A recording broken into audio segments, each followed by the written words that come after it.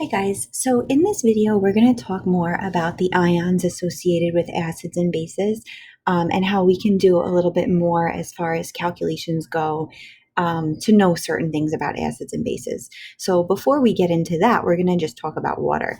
Now water is a molecule and we know that molecules don't break apart into ions. There are exceptions, so acids are molecular, they break up into ions when they dissolve in water. Water is another example where I forgot to hit my pen, 1 in 55 million water molecules will actually autoionize, meaning it will break up into ions. So the thing that's cool is I have two water molecules over here. If I look at the ions that they break up into, we get a hydronium ion, which typically would make my solution acidic, and a hydroxide ion, which would make my solution basic. So it kind of makes sense that the ions we get cancel each other out, which is why water is neutral.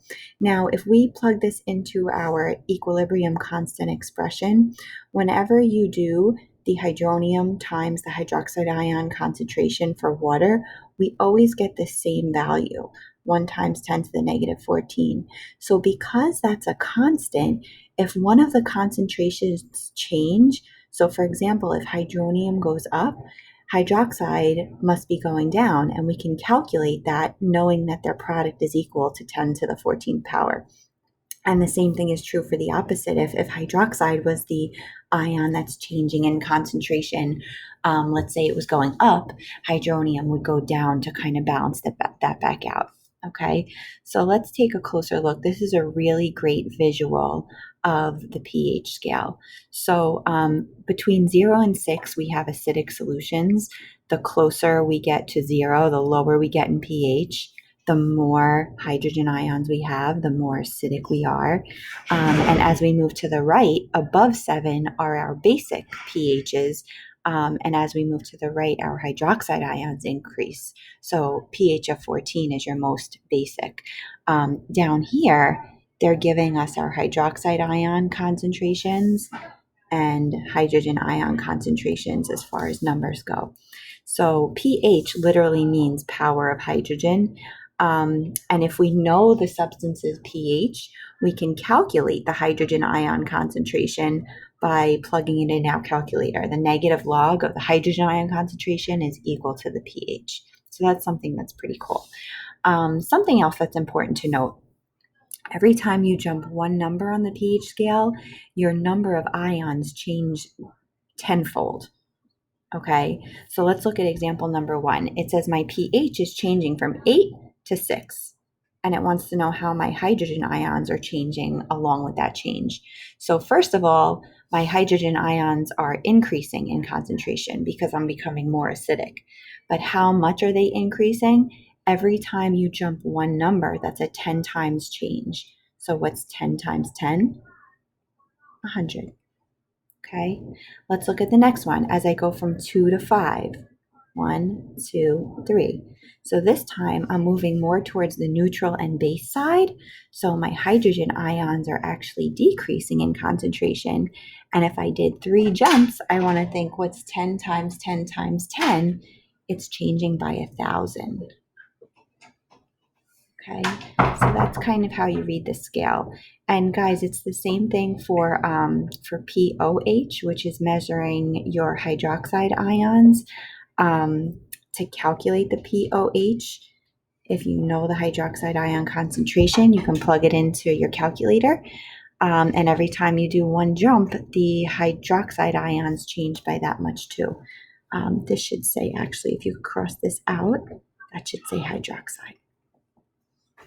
Okay, so all of these little formulas that I've been circling and constants that I'm asking you to remember, they're all related to each other, where if we have one piece of information, we can pretty much solve for the rest. So here's a little chart showing you how they're related and how you can get from one to the other. I prefer to look at the formulas like this. And there was one last thing that I have not mentioned to you. If you know the pH or the POH, they always will add to 14. So if you know one of them, you can figure out what the other one is. Okay, so let's do question number 1 together. There's a lot going on in this question. First of all, they're giving us HNO3, which is an acid, and they're giving us its molarity. So if I know the molarity of the acid, I also know what the hydrogen ion concentration is, right? So let's do, for a molarity of 2, let's figure out all of these things together. So the hydrogen ion concentration and the hydronium ion concentration are the same thing.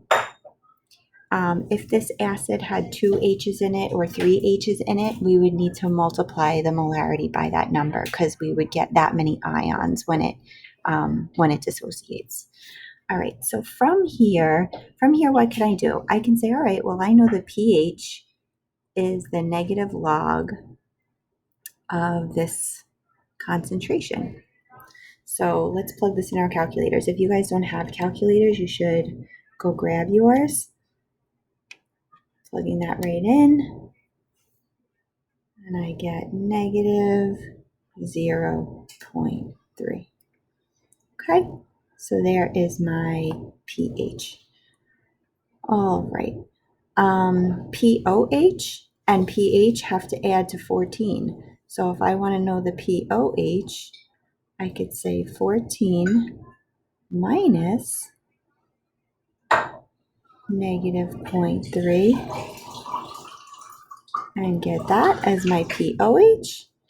And then if I want to get the hydroxide ion concentration, now this is up here, guys. To get pOH from the concentration, I do the negative log. But if I want to go in the opposite direction, I could just do 10 to the pOH, and that's going to give me the hydroxide ion concentration. Or you could use this formula. Your hydronium and hydroxide always have to multiply to 1 times 10 to the negative 14. So if you know your hydronium is 2 molar, if you want to do 1 times 10 to the negative 14 divided by 2 molar, then that's going to give you the hydroxide ion concentration. So I'm going to do that one. If you want to do it along with me to make sure you get the same answer, that would be good. Divide by 2. Okay, I get 5.5 times 10 to the negative 15. Okay, so that's it for 2 molar. I would like you guys to try